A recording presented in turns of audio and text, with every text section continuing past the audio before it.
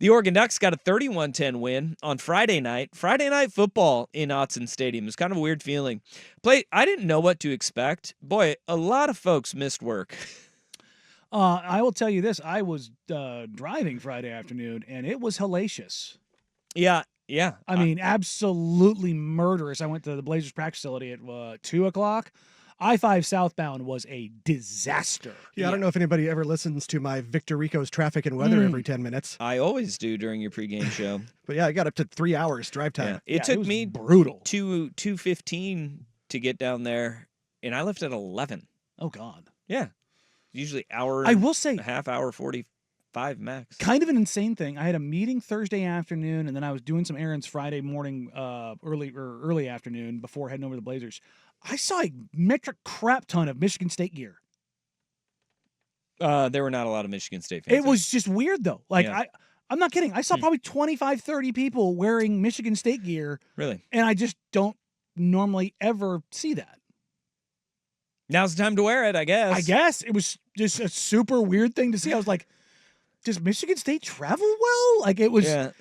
Their section, they actually released a lot of tickets late for up in that section. Because, I mean, a Friday game, it is a little weird. You know, usually for sure. fans will fly out on Friday, miss one day of work. I mean, to do that game, you would have had to miss 2 days of work, and then you're heading back over the weekend. So the visiting crowd was not big, but holy smokes, Autzen, the students being back made a huge difference in that game. You could hear it at both Oregon and Oregon State over the weekend. The crowd, the student sections, just by this being the first game, having students back in attendance, it made a huge difference from just a noise standpoint. Mm-hmm. That's good. That's awesome for college football. I love it. It's truly unique. But Oregon came out, and boy, what a roller coaster. There's a lot of people that have varying opinions on Oregon's 31-10 victory over Michigan State. It was ho-hum. It was taking care of business, and it wasn't fancy. It wasn't pretty. It wasn't this thing where, like, oh, my God, it's so obscene. But it checks the boxes, and you get out healthy. Yeah. Jordan James ran wild on Michigan State. I think that if you have questions about the offensive line anymore, we're now looking at 3.5 games of this offensive line playing really well. Now, you have gotten this steady kind of level up in competition from the second half of Boise State to Oregon State to UCLA's front to Michigan State's front. But they have answered the bell on each one of those, and we're seeing some progress with the continuity of the offensive line, not just from run blocking, but pass blocking as well, and giving Dylan Gabriel a ton of time. They have found the machination of players that works for them. But Jordan James, that guy was – we talked a lot about ankle pick tackles at the beginning of the year, right? Just going and you get that hand swipe on the foot. And those were bringing down the running backs. Jordan James running through those. And he said after the game that that's something he'd actually been working on, like the balance and how to run through.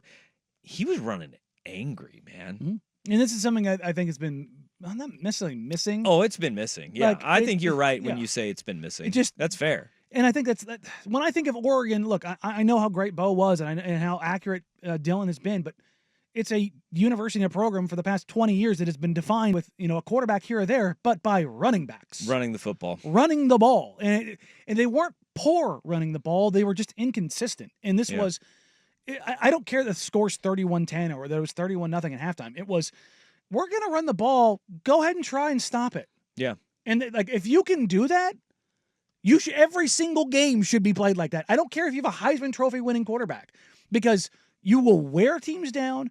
Your offensive line gets in a groove. You just start mauling guys. You keep your quarterback clean. You keep the clock running, and you minimize mistakes. And if you just line up and punch somebody in the mouth for 30 plays, and you get out with a win, that to me is the most effective and the best football you can play. Yeah, I think the explosives being back were the big one in that running game, though, and that was the biggest difference between hovering around 100 yards rushing for Jordan James and busting through for 166 yards. And explosives are key to your offense because that forces a defense to change. It forces them to adjust because when you're getting the 3 and the 4 yard gains, right? They'll The make you go defense is 15 saying, all right, plays. we're playing straight up. This is how we're going to play. When you get those explosives, a defensive coordinator goes, oh boy, here we go again. We got to put another guy in the box. And they'd been so close so many times of popping those. That 41-yard run early in the game was huge for just the way that the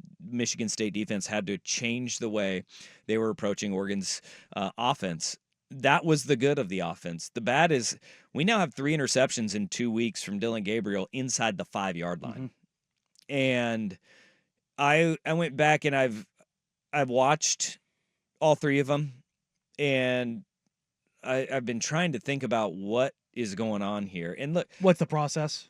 2 of them have been he's trying to get the ball to Tez Johnson on the goal line, and 2 of them have been the Brian Addison, pick six. Tez tries to break out, and he slips a little bit, stumbles. Addison was still in good position. I mean, if Tez doesn't slip, he probably knocks it down, or it's not a 94-yard touchdown. But he probably knocks it down, or it's picked and tackled very quickly. But then you saw, again, the interception to Tez Johnson, the second one from Dylan Gabriel against Michigan State. It looked like Michigan State kind of baited them into that throw because Oregon, an outbreaking route, the pivot route, just your speed out, trying to get Tez to that front pylon is something Oregon has done very effectively, and that is their go-to in the red zone. And it seemed like they knew it was coming. They made a good jump on it. And, there's a lot of Oregon fans that are saying Dylan's trying to force the ball to Tez Johnson. I would try to force the ball to Tez Johnson, too. It's super useful. He's really damn good. It's super useful. But he's on pace now to break his own record for single season receiving through 5 games this season. With that one, I think what you saw later in the game, though, was Oregon went to an adjustment. That would be the Evan Stewart big bender in the back of the end zone, where amazing throw by Gabriel, the toe drag swag by Stewart, an incredible throw and catch. But you already have seen Oregon is pivoting from what they're trying to do when they get in the red area and when they get in the low red area. I'm not too concerned about that. He was really late. Gabriel was on the first interception in the red zone. And that one, he's trying to get the ball to Zach Grace, who's a fullback. They lined up in the I formation, and they were trying to get Grace to chip the end and then leak out into the flat. Well, they wrapped him up around the waist. Gabriel kind of locked on him for a little bit too long, tried to wait. And the 33-minute, what's his name? Alexander? Is that what his name is? I could tell you. He made an incredible play on the ball, and it was a great catch, but he was a little late to get to Patrick Herbert. That happens. We're saying that these are uncharacteristic interceptions, but we got 3 in 2 games. You don't want that to be the characteristic because, again, you want these to happen in these games and not against Ohio State. And I think we talked about this last week. The changes in red zone defenses. Malik Spencer was his name. And the way football, not just in the NFL, but across college and the NFL, the success rate of passing in the red zone is dropping and the success rate of running is increasing because you're getting these guys that are smaller and in space. And unless you're the Pittsburgh Steelers who have the ability to jump over a pile and, knock a ball out of a running back's hands in midair, it's really difficult to stop some of these big backs now in the red zone. It's becoming more prolific where the big maulers up front are more reliable, more consistent, and a better course of action in the red zone because defenses are so multiple now and they're so fast and they're so diverse that they're taking away basically every passing concept. It's not like a thing where it's like, yeah, these outbreaking routes are still the way to go, or hey, you really need to throw over the middle in the red zone. As dangerous as it is, you need to have these big bodied wide receivers. It's like, no. It's the success rate across the board is dropping in the red zone because defenses have gone so far in taking away the pass. And I think that's probably factoring a part of this for Dylan Gabriel. The other part of this is he's still new to this team. Yeah, he said after the game, and I don't know if we were able to find it anywhere, but he said his his appetite gets too much, Mhm. right? He gets a little greedy when he's in the red area and he tries to lock on the guys. And I think that again, like these are the games where you want that to happen. You want to see. You don't want that against Ohio State. Can I trust it? Yeah. Can I thread this needle? What can I get? And it's frustrating for fans, but you need to be able to dial it back because you learn. All right, nope, can't do it. Can't do it. If I can't do it against Michigan State, won't be able to do it against Ohio State, won't be able to do it against Wisconsin or, Michigan later in the year. And I understand the concern because you don't want to turn the ball over, especially in the red zone. When your defense is playing at the level that Oregon's is right now, You can get away with it. your offense can test the boundaries a little bit more. It'll be really interesting to see where Oregon goes from here. And look, I also think how different would people be thinking about how the offense and Dylan Gabriel forcing the ball to places, how different would that be if they called pass interference on the very first play of the game? If it wasn't pass interference, Tez Johnson wide open. Like he got behind the safety, and I don't know what they said on the TV broadcast of it. It was pretty clear he didn't try to make a play on the ball, swatted at Tez's hands early, got there early, seemed like PI. What does that mean? Come on now. But whatever, don't get that call is what it is, right? You live to play another day.